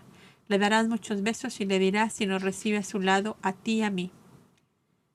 Estoy casi viendo su aceptación, dijo Abel, pero poniéndonos en el peor de los casos, vos continuáis viaje en este velero y yo os conduciré hasta Montecasón en el país de Tea, que está gobernado por mi hermano Iber, y donde tengo una numerosa familia, las cobdas del santuario donde pasó 3 años la cherúa de Tracia, y donde cuento con afectos profundos. Nada temáis, que entre la numerosa familia cobda no hay desamparados ni huérfanos. Hasta luego. Y Abel fue buscando entre las viajeras las otras berecinas que debían bajar con sus hijas. Cada una tenía 2 niñas de 8 y 12 años. ¿Estáis contentas de llegar pronto a vuestra tierra?, les preguntó, cuando ellas se presentaron a su llamado. Mucho, contestaron ambas. Eran hermanas y su madre anciana las esperaba, pues les había despachado aviso. Somos del Golfo de Olintia, cerca de Mantea, y nuestra madre tiene buena casa y un desahogado vivir. Solo se queja de soledad, y nosotras llenaremos ese vacío. Nos espera un barquichuelo en la ensenada del faro, y mañana al atardecer estaremos a su lado. Además fuimos dotadas generosamente al darnos carta de soberanía. ¿Tenéis hijos varones en el país de vuestro antiguo esposo?, preguntó Abel. Nada más que estas 4 niñas que nos fueron entregadas. Así nada queda en nuestras tierras del hielo. Bendecid pues al Altísimo y educad estas futuras madres en el amor a todos los seres, para merecer el amor eterno, que es la única dicha que puede colmar el alma humana. Y dirigiéndose a todas añadió, creedme que mi pensamiento os seguirá por mucho tiempo, y que tengo la firme convicción de que la bondad divina me permitirá hacer ostensible esa promesa cerca de vosotras, no con el fin de que me recordéis, sino de que tengáis siempre presente que no sois plantas aisladas, venidas al ocaso en este o en otros lugares, sino criaturas de Dios, al cual os debéis en todo momento y por toda la eternidad. Entre el monte de mármol y el monte de miel, el monte de mármol es el pentélico, abundantísimo en dicha piedra, y el monte de miel es el himeto, cubierto de enjambres de la mejor abeja conocida hasta hoy por su abundante producción. Tengo asuntos que me obligan a hacer escala. Pensad, pues, si algunas de vosotras tienen su parentela en esas inmediaciones. Yo soy de Declia, que queda en el valle al pie del monte de mármol, dijo una de las vecinas. Tengo hermanas en Falerea, en el pleno monte de miel.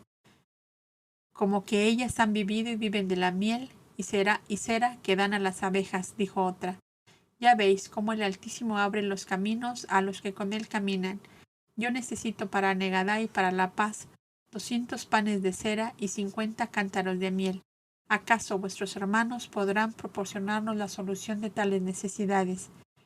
Y lo harán con mucha satisfacción, para librarse de la explotación de los mercaderes cuya avaricia perjudica a los pobres montañeses.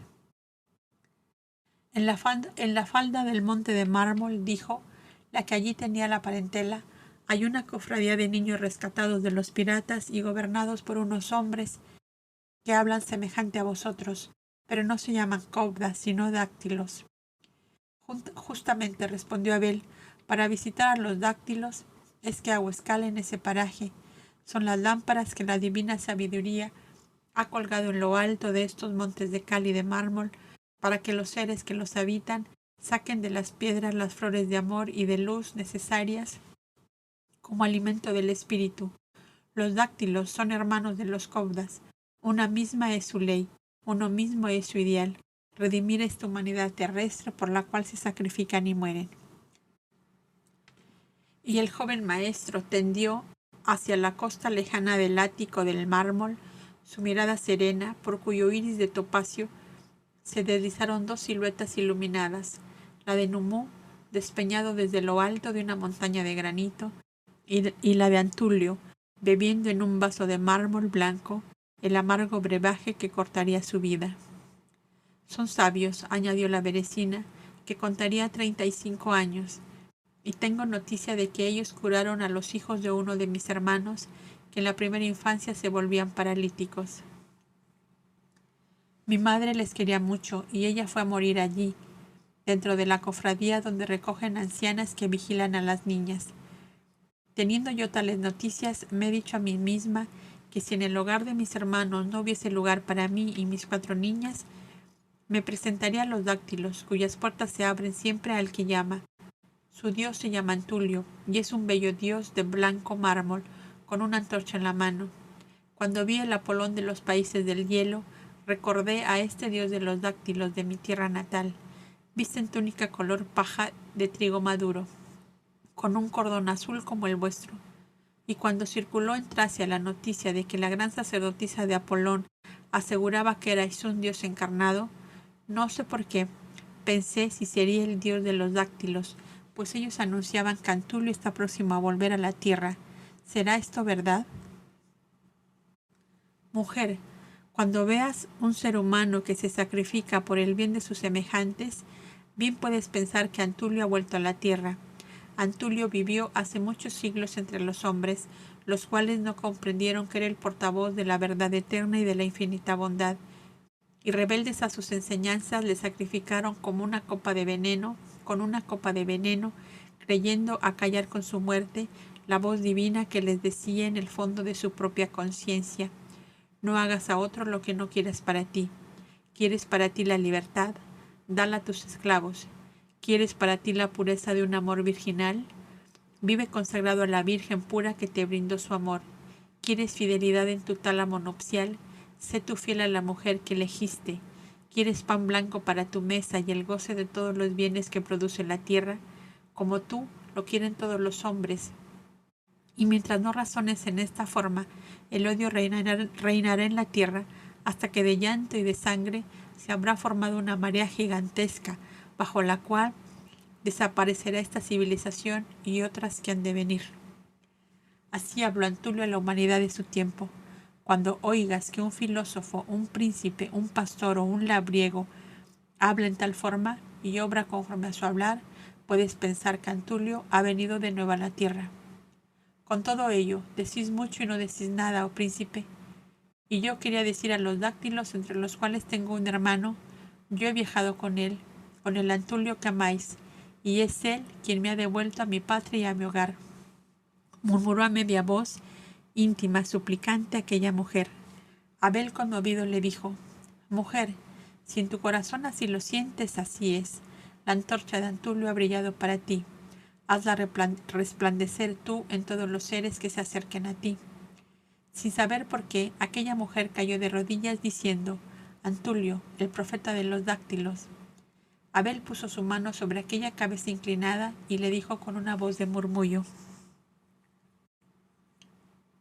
el amor que impulsó a Antulio hacia esta tierra sea tu luz y tu gloria. Esta acción vista por las otras, comenzaron a decir en alta voz: Eurice fue bendecida por el príncipe, y si es verdad un Dios bajado entre los hombres, ella tendrá suerte y nosotras no. Las enfermedades y la muerte nos alcanzarán pronto y solo ella vivirá sana y feliz. Hermanas, exclamó Abel, compadecido de tanta ignorancia y de tanto egoísmo, no debéis decir necedades. La bendición de un ser sobre otro es el puro deseo del alma de todo bien para aquel ser. Las enfermedades y la muerte no son un mal, sino una ley a la que estamos sujetos todos los seres encarnados en el plano físico. La bendición mía o de otros sobre un ser podría fortalecerle para no caer en la transgresión de la ley divina, único mal que en verdad debe temer la criatura, pero de seguro no le librará de la enfermedad y de la muerte, que por ley deba sufrir en esta etapa de su vida eterna. He bendecido a esta mujer porque su espíritu se acercó al mío, con el deseo de iluminarse con un resplandor de la sabiduría divina. ¿Y nosotras no podemos ser iluminadas como ella? preguntó una joven mujer del país de Sardos en la costa vecina de Anatolia. Sí, mujer, la luz del Altísimo está encendida permanentemente para todo el que la busca. Pues yo quiero saber si viviré largos años y si mi hijita llegará a casarse con un bello príncipe que la haga poderosa y feliz. Abel sonrió tristemente. Pues tú no buscas la luz divina, sino tu interés y tu conveniencia material, le contestó. Yo no soy un adivinador, hermana mía, como no lo es ninguno de los que mediante grandes esfuerzos sobre sí mismos han conseguido captar la onda sutil de la claridad divina. La luz divina te hará saber cómo debes vivir tus años de vida terrestre para que ellos te resulten fecundos en obras merecedoras de la paz y la dicha eterna de tu espíritu. ¿Qué te importará vivir largos años mal empleados y mal vividos, si lo mismo te encontrarás al final de ellos con la muerte, y más allá de la muerte, con el dolor de haber perdido tu tiempo, con tu alma vacía de toda satisfacción, y con un hambre insaciable de esa paz y esa dicha que no te dieron los largos años de vida física? ¿Qué te importará vivir años breves si en ellos has amado a tus semejantes, si has consolado muchos dolores y secado muchas lágrimas, y has sido manto de piedad para todo infortunio que haya llamado a tu puerta? También te encontrarás con la muerte en este caso, pero será para recibir en el reino de las almas la paz y la dicha que habrás merecido por tu bien obrar. Si tu niña llega a tener por esposo a un príncipe o a un labriego, ¿qué más da? La felicidad que debes desear para ella se basa en el amor verdadero, y esa es una flor que lo mismo germina en el corazón de los poderosos que de los pequeños, y casi estoy por asegurarte que muy rara vez brota un amor verdadero sobre las gradas de un trono.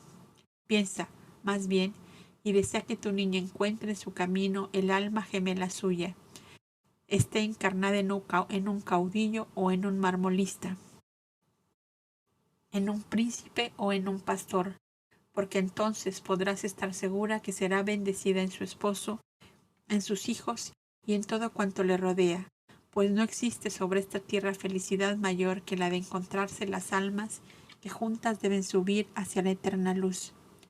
Pensando así, mujer, es como serás iluminada por esa luz divina que ha buscado junto a mí tu compañera, a la cual he bendecido en su deseo y en sus anhelos. Y animadas por la suave dulzura del joven maestro, fueron acercándose a él todas aquellas mujeres cuyas almas sin cultivo, como plantas agotadas por la larga sequía, parecían esperar el jardinero y unas gotas de agua refrescante. Y todos los días, al comenzar la tarde, las berecinas buscaban sentadas sobre cubierta que el príncipe del Éufrates escuchara sus confidencias, sus preguntas, sus dudas.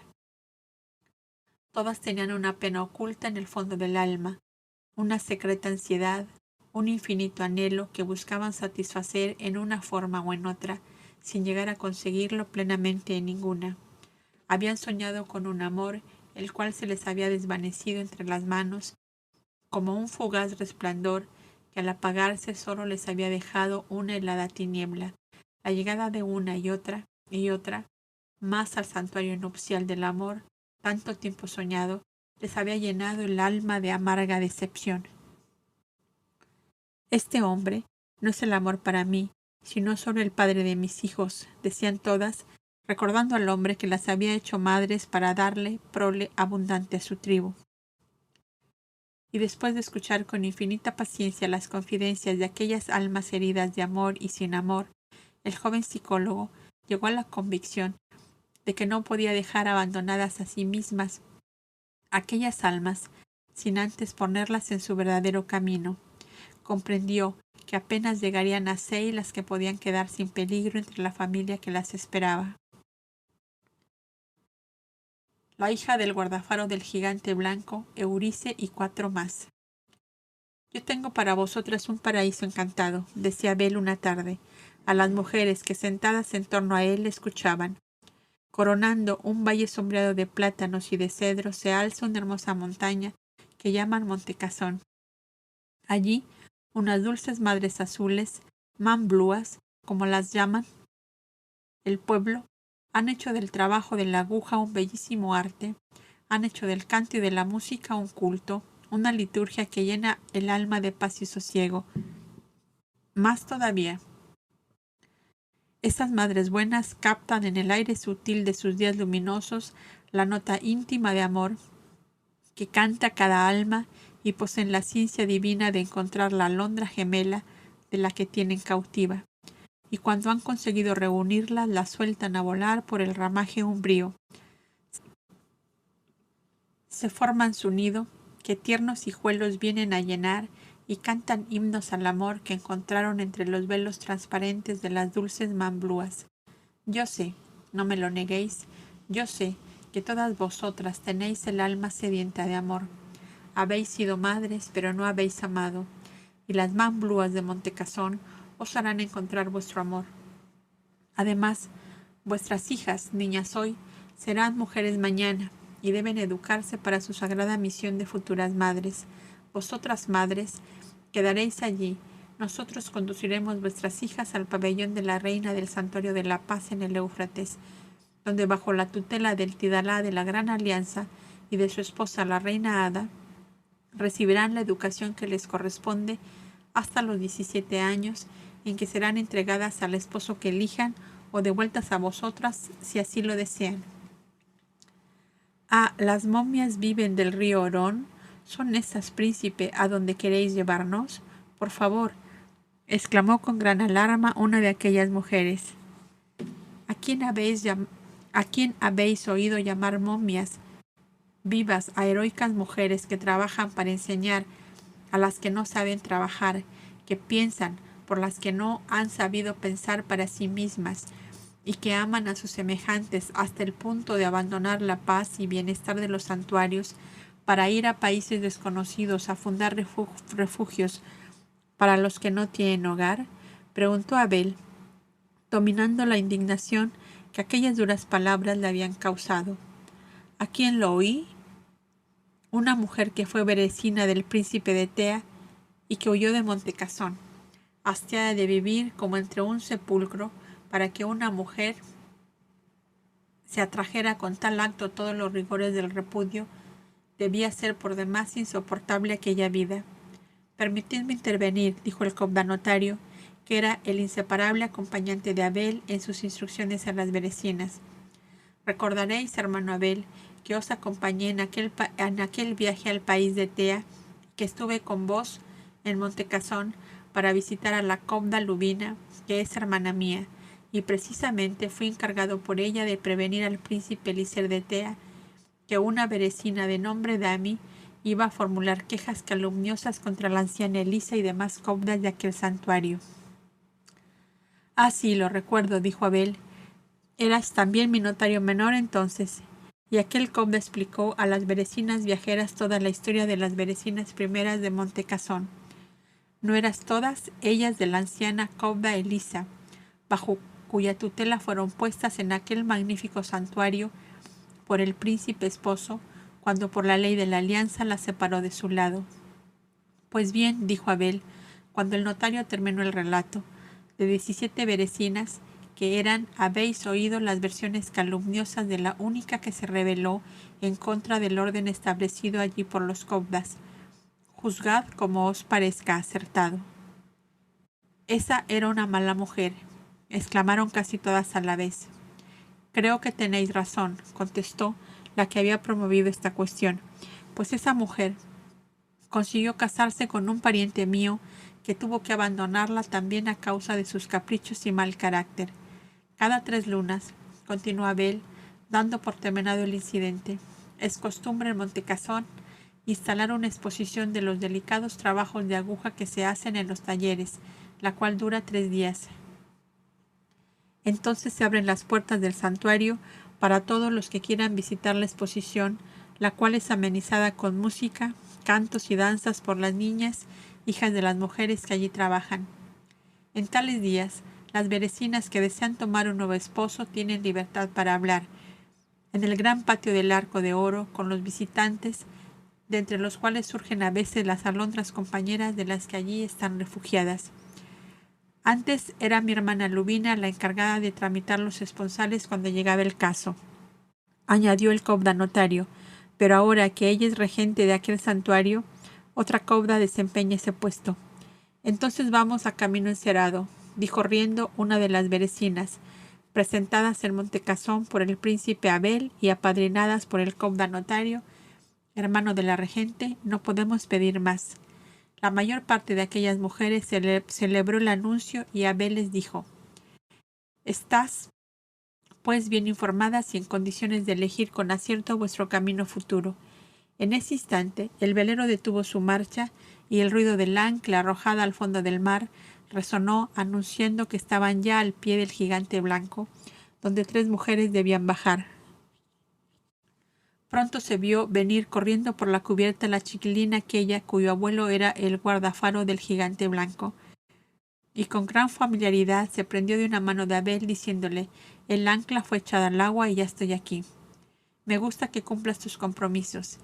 Mientras boten el agua a las chalupas de desembarco, dime cómo te llamas, que aún no sé tu nombre». Y Abel componía los largos rizos de la niña, que desordenados por el correr en contra del viento parecían una enmarañada de selva, donde por estrecha rendija se veía la luz de los traviesos ojillos y los rosados colores de aquella carita de manzana fresca. «Yo me llamo Clementina como mi mamá, pero me dicen Tina, o Tinita, o Tinitita, para desenojarme cuando tengo rabieta». «¿Cómo? ¿Es posible que una linda niñita tenga rabietas? Pues ese cuento no se lo hagas al abuelito, que vamos a visitar, porque entonces él dirá que no quiere tigrecillos en casa». «No lo diré más, te lo prometo. ¿Sabes que Madita ya está contenta y no llora más?» «Oh, me alegro mucho con tal noticia. Vamos, ya está la primera chalupa». Y con la pequeña Tinita en la mano bajó Abel, el notario y 2 cobdas más. En pos de ellos descendieron las otras 2 mujeres que debían quedar en aquellos parajes y a las cuales esperaba ya en el muelle un mensajero de la madre anciana. La llegada de un barco venido desde Tracia era ya una novedad para los escasos pobladores del gigante blanco, los cuales habían acudido a presenciar el desembarco. «¿Quién de vosotros conoce al guardián del faro?», preguntó uno de los cobdas. «Yo vivo allá», contestó un hombre joven y de bondadoso aspecto. «¿Qué deseáis?». «Traigo un mensaje para el guardafaro. ¿Me queréis conducir hasta él?», preguntó Abel. El hombre miraba con insistencia a la niña. «Seguidme», le dijo, «si es que os atrevéis a trepar por aquella rústica escalerilla». «Yo subo por cualquier parte», respondió Abel. «Vengo de visitar montañas y a la niña la llevaré en brazos». El anciano guardafaro ya no se mueve de su sillón. El reuma le tiene allí prisionero y yo desempeño sus funciones. «¿Vivís los 2 solos?». «Completamente. Yo vine a su lado cuando se casaron sus hijas». «Creí que eras un hijo suyo, como si lo fuera». «Sois un gran hombre, amigo mío», exclamó Abel, «porque sabéis poner en práctica la ley del amor fraterno. Haceros hijo de un anciano solitario y enfermo es una bellísima obra». Habían llegado al pie de la escalera y el guía, sin decir palabra, tomó a la niña en brazos y comenzó a subir. «¿Vos conocéis a mi abuelito?», preguntó la chiquilla, para quien era dura penitencia el callar. «Sí le conozco y vivo con él, pero tú, ¿quién eres que llamas abuelo al guardafaro del gigante blanco?» Yo soy Tina, y vengo con Madita a visitar al abuelo». «Príncipe Abel», gritó desde arriba, «subid pronto para decirle a este hombre que yo soy Tinita y vengo a ver el abuelo». «Allá voy», contestaba Abel, riendo de la bulliciosa criatura. «No tengas prisa, que ya se lo diremos todo». Y el temor de caer de la empinada escalera la hacía apretar fuertemente el cuello de su conductor, que seguía trepando silencioso. El contacto de aquellos bracitos tibios, la proximidad de aquella rosada y sonriente carita, iban como descubriendo ante aquel hombre un mundo oculto, donde el presentimiento despertaba recuerdos y los recuerdos parecían avivar una llama ya apagada hacía mucho, y pensaba en silencio. El viejo solo tenía 3 hijas. A las dos que viven en estas tierras las conozco, y esta niña no es suya. No puede ser sino de la ingrata, de aquella que olvidó, de la que dejó el corazón prendido en esta montaña y se fue en seguimiento del caudillo rubio, cuyos ojos azules la enloquecieron. Cuando llegaron a la explanada, puso a la niña en tierra y la miró fijamente. Por sus ojos debieron pasar ráfagas heladas de angustia, de furor, de amor y de odio, que asustaron a la criatura, que corrió de nuevo a la escalerilla en momentos que llegaba Abel, de cuya mano se tomó casi temblando. «Venid, venid, que este hombre me da miedo», dijo. «¿Pero por qué? ¿Con tanto amor te has subido en brazos y le tienes miedo?» Y Abel miró sonriente a su guía, en el cual advirtió, en efecto, una gran turbación. Recordó las confidencias de la infeliz Clementina y la luz se hizo en su mente. Seguramente, pensó, este es el novio que ella dejó.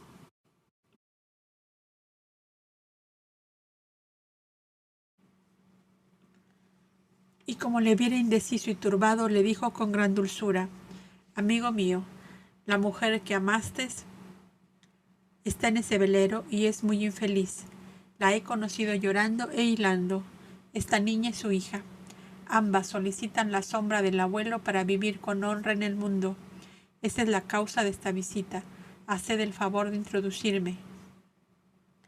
Aquel hombre inclinó la cabeza y Abel vio que 2 gruesas lágrimas rodaron de sus ojos y se perdieron en el chaquetón de piel que lo cubría. En aquellas 2 lágrimas pareció evaporarse su lucha interna, pues ya con el semblante sereno le dijo: «Seguid por este jardincillo que al final está la entrada a la torre, donde el viejo está sentado al sol». Y sin esperar respuesta bajó de nuevo la escalerilla y desapareció. Pero Abel, acercándose a la balaustrada, le dijo: «Esperadme, que tengo un negocio que realizar con vos. En el embarcadero me encontraréis». A poco andar con la niña de la mano, Abel abrió la rústica puertecilla de varas de laurel que daba entrada al jardincillo y por un delicioso sendero bordeado de piedras blancas que formaban macizos de verde césped salpicado de flores, llegó al portalón de la torre, que estaba abierto, dejando ver como figura esbozada por mano maestra en el oscuro fondo de un lienzo la blanca figura de un bello anciano dormido al sol. Blanca su cabellera, blanca su barba y de blanca lana la vestidura, talar que lo cubría, semejaba un bello marfil esculpido por un genio que hubiese querido dar formas tangibles al sereno sueño del justo.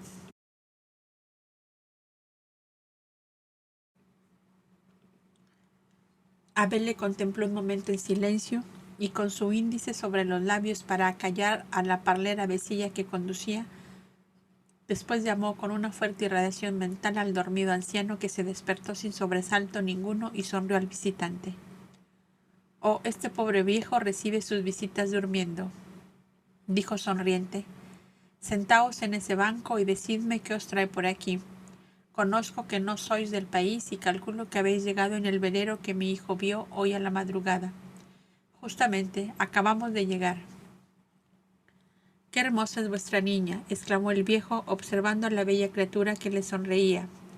«No es mía, sino vuestra, y aquí os la traigo», contestóle Abel, acercándole a Tinita, que ya sin poderse contener saltó al cuello del anciano, besándolo locamente mientras decía: «Abuelito, soy Tinita y vengo con Madita para vivir con vos. Abuelito, Tinita, Madita». «¿Qué cosas estáis diciendo vosotros? ¿O es que la vejez me hace ver aparecidos, o es que duermo aún?». Y el pobre viejo se pasaba la mano por los ojos que abría y cerraba, y la dulce visión continuaba sonriéndole y acariciándole. Abel, dominando su emoción, pudo hablarle por fin. «La vida tiene para los justos bellas realidades, y la que ahora palpáis es una de ellas. Esta niña se llama Clementina, y es hija de vuestra hija, que hace 9 años salió de vuestro lado para los países del norte». La hermosa faz del anciano se contrajo como un papiro acercado a la llama. Iba a gritar, iba a llorar, iba a decir algo, pero su voz se ahogó en su garganta y echando su cabeza atrás la dejó reposar sobre el enorme sillón en que estaba como embutido y cerró los ojos. «Se volvió a dormir el abuelito», exclamó la niña, subiéndose confiadamente a las rodillas del anciano para obligarle a abrir los ojos con el roce de sus manecitas. «No durmáis tanto, abuelito, cuando vengo a visitarte. ¿No ves que quiero conversar contigo?» «Oh justicia divina predicada por Antulio su profeta», exclamó por fin el viejo, estrechando débilmente con sus brazos enfermos la cabeza de su nietecilla, que era un retoño del amado rosal que había perdido. «Clementina, Clementina, a los 15 años aprendí ese nombre, que era el de la pastorcilla de cabras que amé y de la que fui amado hasta que la muerte la arrebató a mi cariño. Clementina, seguí llamando a mi hija mayor, vivo retrato de su madre, y hoy también, en el último caso de la vida, debo seguir diciendo Clementina. Oh bendito sea el Dios del profeta Antulio, que ha cumplido ante mí lo que un monje de Limeto me dijera un día. Si perdonas a tu hija, ella y tu compañera te serán devueltas, y ahora tendré en ti la madre y la hija». Abel, que presenciaba en silencio el amoroso desahogo de aquel corazón de padre y de esposo, herido profundamente por la separación de los seres amados, le dijo: «Buen anciano, no es solo esta niña que recobráis, sino también su madre, que está en el velero que nos ha traído hasta aquí. Pero vos, ¿quién sois y qué hacéis así de genio tutelar, uniendo vidas y corazones que los malos genios habían separado?» «Yo soy un cobda, como vos diríais un dáctilo, seguidor de Antulio. Los cobdas tenemos el deber de buscar la paz, la dicha y el amor para todos los seres. La justicia divina en la cual creéis me puso en el camino de vuestra hija. Vi su dolor, su soledad, su necesidad de cariño. Me contó su historia, sus equivocaciones, su ingratitud para con vos y para otro ser que mucho la amaba. No se atrevía a llamar a vuestra puerta, pero el amor salva todos los abismos y el amor la ha vencido. Habláis conforme a la doctrina del profeta Antulio, que decía: amad por encima de todas las cosas, porque el amor es el salvador de los hombres. ¿Recibís pues a vuestra hija? Oh sí, la recibo para que me vea morir. No sería yo un buen discípulo del profeta si no le abriera mis puertas y mi corazón». Abel le refirió las razones por que su hija había quedado sola con su hijita, como el caudillo esposo la había dotado generosamente, dándole además carta de soberanía que la ponía cubierto de toda deshonra. Le relató su encuentro con ella en el santuario de Berecinas de Caldis y cómo allí se había resuelto que la que tuviese familia volviese al seno del hogar para buscar de reconstruir sus vidas, ya que se hallaban en plena juventud. Le refirió que en el velero conducía más de un centenar de estas berecinas que irían quedando en sus respectivos hogares.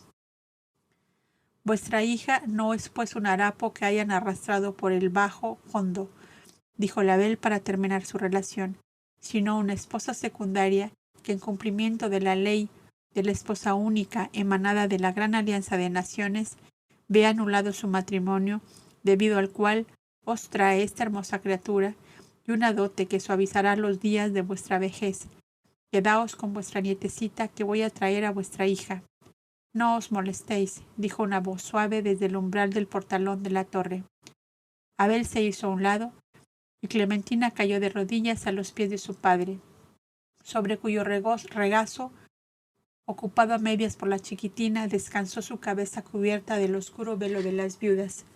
Sus sollozos profundos, ahogados, llenaron de llanto los grandes ojazos negros de la niña y los ojos del anciano, cansados acaso de mirar el camino del jardincillo que su primer Clementina había sembrado, la segunda había recogido sus flores y había volado muy lejos. Y petrificado por la emoción, los ojos del anciano, eclipsados de llanto, continuaban inmóviles mirando el caminito por donde sus dos Clementinas habían vuelto a sus brazos, entre los cuales las tenía envueltas. Abel, de pie, miraba aquel cuadro de inmenso amor paterno y, acercándose, acarició la venerable cabeza del anciano mientras le decía casi al oído: Son hoy vuestros brazos la cadena de oro, de que no escaparán ellas jamás. Y salió en medio de aquel dulce silencio, donde los labios se habían callado, porque hablaba demasiado alto el corazón.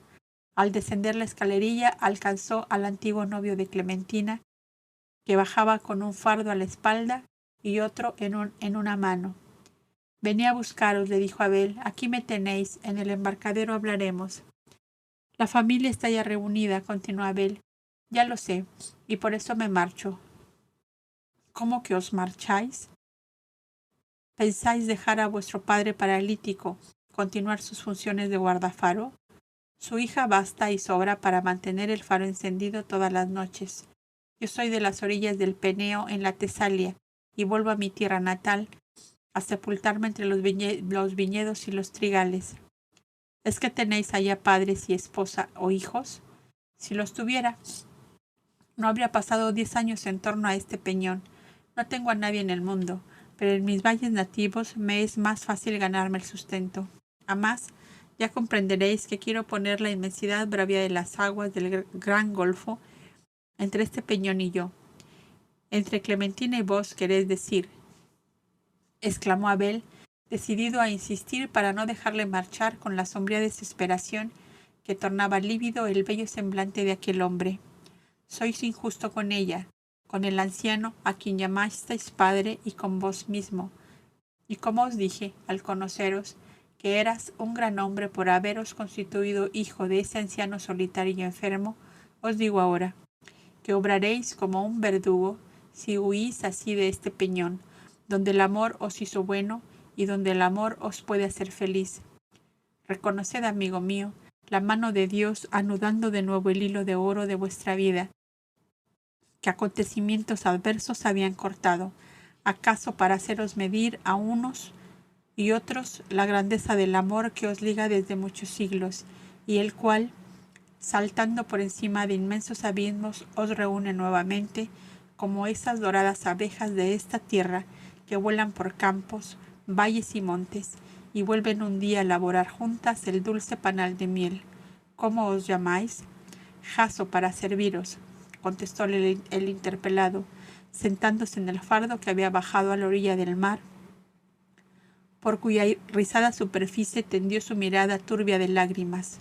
Pues bien, Jaso, dijo Abel sentándose a su lado en el mismo fardo, podéis creerme que no me moveré de aquí hasta que te vea subir de nuevo la escalerilla y entrar en el portalón de la torre. Es imposible que seáis capaz de amargar así los últimos días del pobre viejo. Jaso callaba. ¿Queréis que os diga lo que me dice la voz íntima de mi propio yo? Decidlo, príncipe. ¿Por qué me llamáis así ahora? Porque el capitán del velero me lo dijo al recomendarme vuestra persona. Pues bien, no por la autoridad que invisto, sino por el amor y simpatía que me inspiráis, os digo. Jaso, amigo mío, subid al torreón del gigante blanco y continuad vuestras funciones como antes. El amor os espera tras ese jardincillo silencioso y tibio. ¿Por qué huís del amor? ¿No es el beso de Dios a sus criaturas? ¿No es a tu corazón como el sol a las flores? ¿Dudas de que Clementina sea para ti el alma compañera como lo habías soñado en tu primera juventud? Ella huyó de mí, me olvidó, me abandonó. Perdónala.